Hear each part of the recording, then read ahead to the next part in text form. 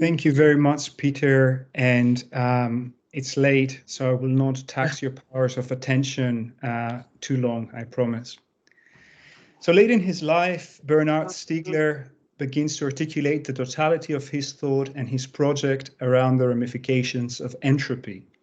Entropy and its correlate negentropy come to the fore in such a manner that they may be claimed to provide the coordinates of the third phase of Stiegler's work, the period that Daniel Ross calls neganthropological, following the technological and the organological pharmacological phases. The concept of entropy weaves together the fundamental laws of thermodynamics and in a schematic preliminary manner can be understood as a designation of the amount of maximally distributed or disordered energy in a system, the energy of the system that is thus irreversibly unavailable for the production of any kind of work or indeed any kind of play.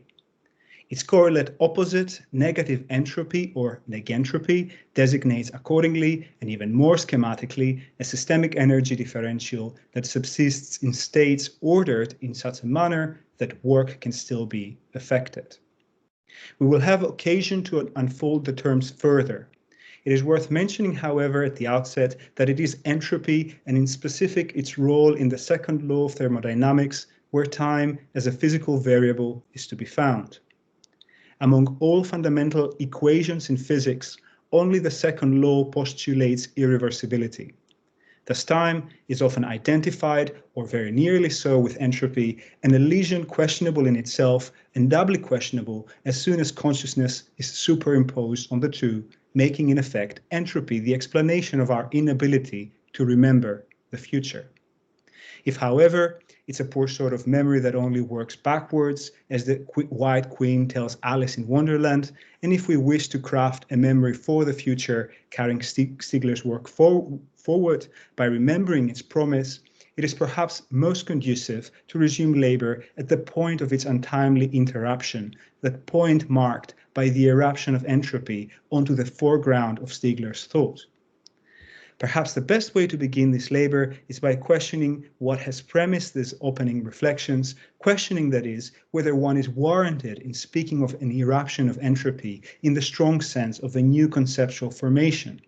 Surely, if Stiegler is taken first and principally as a thinker of Promethean fire, as soon as one asks on the reasons that led him to foreground entropy in recent years, one is called to trace the place and function of the concept in his earlier work, and assess whether this late emphasis can be understood as marking a shift significant enough to demarcate a distinct conceptual place.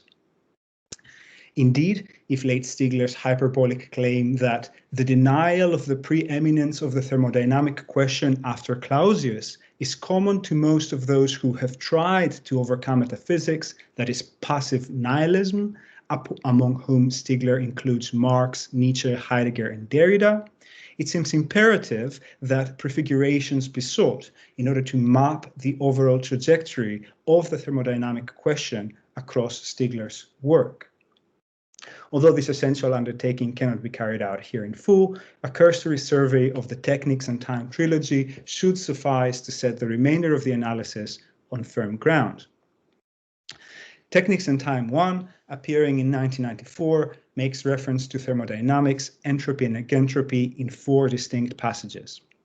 In the first, the Industrial Revolution is cast as a thermodynamic revolution, while innovation is taken to rest on and proceed from investment out of available capital. A clear parallel to Gibbs' free energy, a requisite for all negentropic configurations, a parallel which Stiegler, however, does not draw and explicate. In the second passage, Stiegler parallels technical progress to negentropy. That's the first mention of the term in his work, which he proceeds to designate as an ineluctable complexification of genetic combinations, an increase in complexity which allows no regression. The third passage, following closely upon the second, marks technical dynamism as irresistible negentropy. These 3 passages outline from the outset the parameters of Stiegler's understanding of the thermodynamic polarity. The Industrial Revolution does not merely occasion the discovery of a physical substratum of reality, but fashions and thrusts this reality onto the historic stage. Accordingly, technics is already clearly understood as both entropic and neganthropic, as the biological intersects with the technical, the organic with the organological. This becomes particularly palpable in the fourth passage, in which Stiegler relates the optimism of the 18th century, its faith in the liberating potential of the emerging thermodynamic machines, soon frustrated by the incorporation of the human as their appendage. Importantly, the 20th century renews the liberating promise of the thermodynamic revolution with the creation of cybernetic machines capable of producing negentropy. Technics, it is already clear, represents an entropic fear and a neganthropic hope. Stiegler proceeds, more profoundly than the relinquishment of the human's place as technical individual beside the machine, the threat of entropy makes possible the anguish in which the human experiences technical evolution. Against this, optimism is justified through reference to a thought of life, because technical evolution appears as a process of differentiation, creation of order, struggle against death. Life is here already the counterpoint, the locus of hope from which the neganthropic potential will have to be drawn. But the first volume of Technics and Time does not go any further. Technics and Time 2 now, 2 years later, will make a passing reference to the diagnosis of the first volume, the diagnosis, that is, of the thermodynamic revolution effecting the mobilization of decontextualized capital upon a concomitant necessary development of an infrastructural network of information. More importantly, Stiegler warns here that unless the who of humanity is addressed with a new answer within the what of technics, entropy seems unavoidable as the world waits for catastrophic white noise coming to parasitize the system through its own vulnerability. In order to make thus out of the anticipation of the future something other than the catalyst of white noise apocalypse, Stiegler calls for a political economy of memory. By 2001 and the publication of Technics and Time 3, references to entropy and negentropy proliferate, appearing often not as corollaries of the thermodynamic revolution and its legacy, but as autonomous operative concepts. For instance, while Stiegler is prepared to recognize the creation of a literary public in the Enlightenment as a moment of negentropy, he believes that the promise of this moment has been overtaken and obliterated by hyper-digitalization and the industrialized standardization of mass consciousness, resulting in a homogeneous entropic soup, a septic tank in which the spirit decomposes. This entropic standardization of consciousness is further aggravated by the entropy of consumption, which for Stiegler aims at self-cancellation, at nullity, at nothing. Unsurprisingly, the entropic effects of late capitalism engulf culture as well by disturbing the very coordinates of life, what Stiegler calls cardinality and calendarity.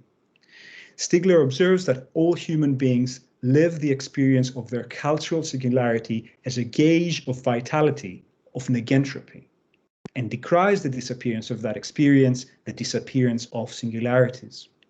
The potential for individuation or subjectivization is most violently undercut by calculability, which results in generalized entropy, nothing less than the eclipse of the future, the eclipse of an adoptable to come, and we heard a lot about adoption today.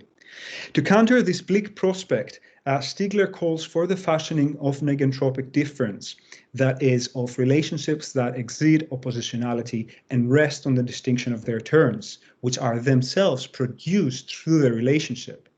This negentropic difference, which is of paramount methodological significance in our reconstruction, Stiegler qualifies as necessarily dynamic, activating the composing without confusion of the who and the what, the probable and the improbable, the synchronic and diachronic, calculation and the undetermined, perception and imagination, I and we, past and future, future and to come.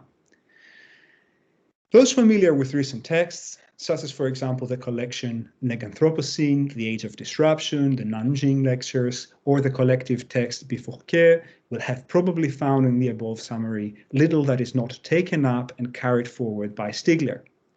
Although one may be excused for overlooking these passages, scattered as they are across the hundreds of pages of Technics and Time, not only is there no renunciation and no break of thought, but nearly all the key elements that fashion Stiegler's late understanding of entropy and negentropy seem already in place. Not only is the thermodynamic question not an afterthought for Stiegler, but unthematized and largely unsupported as the character, relation, and function of entropy and negentropy remain in these early writings, it is clear that their evocation is anything but incidental. Entropy and negentropy is from the outset the necessary supplement. Something does change, however, something more than the density and frequency of the references to entropy and negentropy. Although an event is always plural, arriving both before and after itself, one may localize a decisive moment of this evolution in Automatic Society 1, published in 2015. In its conclusion, Stiegler confronts what he considers of primary significance in the conclusion of Triste Tropique. He quotes Lévi-Strauss, "From the time when he first began to breathe and eat, up to the invention of atomic and thermonuclear devices by way of the discovery of fire, and except when he has been engaged in self-reproduction, man has done nothing other than blithely break down billions of structures and reduce them to a state in which they no longer are capable of integration." The passage continues.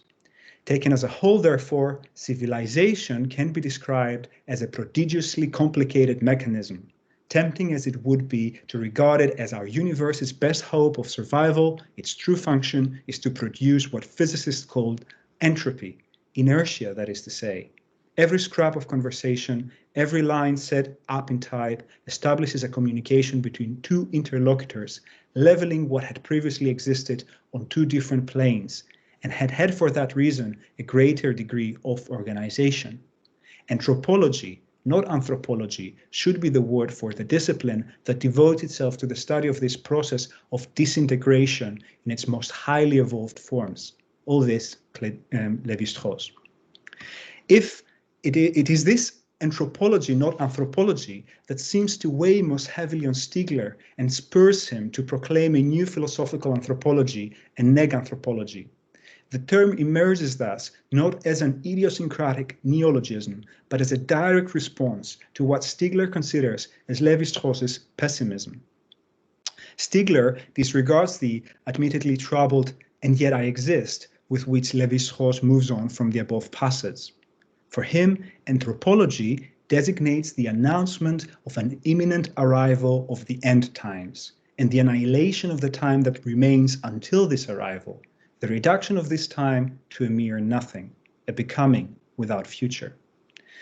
The principal mark, then, of this third phase of Stiegler's work, I claim, is its articulation as a generalized project of the interim, the interesse, a generalized project of the time that remains. Provocative as the intimation may appear at first, the principal concern, the interest and care in which this phase sums itself up, is the fashioning of a negentropic techno-bio-thermodynamic katechon, or rather of a plurality of such katechonda. Although I cannot pursue here this claim further, the neganthropological project's affinity to the political theological logic is not limited to resonant overtones. Stiegler explicitly attempts to rethink the nomos of the earth in the eschatological moment of algorithmic capitalism. And even though it must be remembered that this eschatology is that of radical finitude, that on the obverse side of the time that remains, there is only white noise, the force of the katechon is operative from the outset, if not earlier. It is already there in Freud's Beyond the Pleasure principle, and it is unmissable in the first articulation of negentropy in Schrödinger's What is Life? As Schrödinger observes that the essential thing in metabolism is that the organism succeeds in freeing itself from all the entropy it cannot help producing while alive, that the organism expends that a constant effort to stay aloof of a fate which it is itself constantly precipitating, and that it does so not according to coarse human, that is dynamic mechanics, but according to the Lord's quantum mechanics, the intersection of biology and theology appears all too apparent. In the little time that remains then, I wish to outline two interrelated aspects that structure the neganthropological project and which present themselves as questions: the question of difference and what one may call the question of translation. From his first and up until the last of his writings, Stiegler has thought through difference. However, within the neganthropological project, the term assumes a new configuration. Importantly, difference does not designate the difference between entropy and negentropy, but the improbable possibility of negentropy within a perpetual entropic becoming. Thus, with regard to the time that remains, difference designates an unpredictable future, avenir, what Heraclitus calls anelpiston, the unexpected and unhoped for occurrence within an entropic becoming, devenir, in which everything will inescapably return to dust. And that's Stiegler. This is nowhere thematized as what is called a Boltzmann fluctuation or a recurrence, that is, as the rare and outstanding return of the same singularity, the same arrangement of microstates within a finite system. This improbable, in principle negentropic possibility allowed by thermodynamics, which would amount to an occasional and random return of the same, is hardly relevant for Stiegler. What Stiegler wants to address is the old Leibnizian question: why is there something rather than nothing, in the form that Poincaré gives it, by insisting that in a reality in which the laws of physics seem to demand the obliteration of life, life is an exception which it is necessary to explain. The answer that Stiegler will attempt to give is necessarily local and transient, and difference is the way in which this answer is articulated. Negentropy constitutes accordingly a difference insofar as it is a temporal deferral and a spatial differentiation of entropy. In order to make sense of this claim, entropy should be understood as the inherent tendency of a system towards a state which is often designated as being of high entropy, but simply corresponds to a larger amount of possible microstates within a given macro configuration than one of lower entropy. In tandem, negentropy should be understood as a systemic arrangement that utilizes this tendency in order to achieve what Simondon calls metastability, that is a state of functional flow of entropy, which by the same token amounts to a delay of its effects.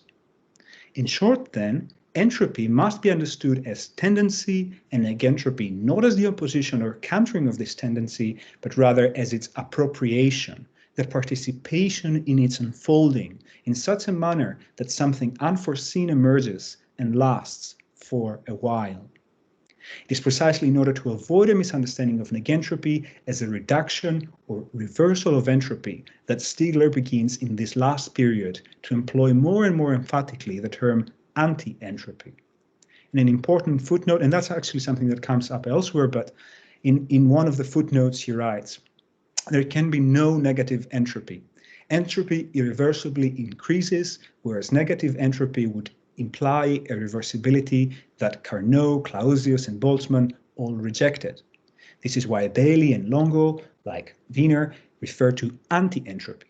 Anti-entropy is what locally defers the irreversible increase of entropy, and it is as such that it is, in a strict sense, to the letter a difference. Perhaps, however, neither negentropy nor anti-entropy can altogether avoid the misunderstandings of a tragic agon of forces or of a dialectical synthesis of their operation. In order to do justice to the thrust of the meaning of negentropy or anti-entropy thus understood, and to Stiegler's genial address of the thermodynamic question by means of difference, my conjecture is that a reformulation is needed, a reformulation in which difference is not limited to the designation of negentropy as the difference and deferral of entropy, but encompasses the becoming negentropic of entropy, which unfolds in parallel to the becoming entropic of negentropy. This conjecture, in its preliminary outline, poses difference as a question within the future of the neganthropological project. The second question, that of translation, is already showing through in the preceding. Stiegler, following Schrödinger, addresses the thermodynamic question through life. Negentropy or anti-entropy is the answer that life gives to the second law of thermodynamics. Importantly, life does not solve an equation of universal physics to achieve the maximum deceleration of entropy. Minimum entropy would be incompatible with life. Rather, as mentioned, life works with entropy in a form of symbiosis or parasitism, which serves life's improbable origin and incalculable telos. Then, out of life, a second moment emerges, in part as the unforeseeable future of life, in part as a solution to life's toxicity. This is the moment of the passage from the organic to the organological, the moment when tertiary retentions in the form of inscription and exosomatization establish the noetic soul and the human being at large. This organology is both a solution to the constant threats that life faces, as well as the origin of a new set of threats. In Stiegler's words, this is a negentropic bifurcation, which cannot but appear crazy or foolish, since it is always capable of destroying the one who fabricates it or the world in which it has been fabricated. Accordingly, there is a meta-solution to the inescapable imperative of the second law of thermodynamics, which is life, and a meta-solution to the imperative of life, namely death, which is technics. The force of the neganthropological project lies precisely in the establishment of the possibility of these translations, these passages from the subatomic and the cell to logos and the algorithm. What poses itself as a future question is the way in which these passages have to be understood and configured, and thinkers such as Mel Monteville and Antoinette Revoir, among the participants of this event, are addressing. I find this question in the most productive and creative manner. At the same time, however, in order to enhance translatability, each level of analysis will have not only to deepen, but also to broaden. The thermodynamic plateau will have to open up in dialogue to quantum and chaos theories in order to live up to the real possibilities of the time that remains. A final word. I take these translations to confirm Bernard Stiegler as a philosopher of life. In a sense, for him the question, as well as the answer, is life. Stiegler is not seeking a body without organs, yet he's also not seeking organs without a body. Even when organs detach themselves and set out on their own destiny beyond the body, Stiegler's demand is that they remain alive and that they foster life. I consider this demand for life an invaluable gift of his legacy. Thank you very much.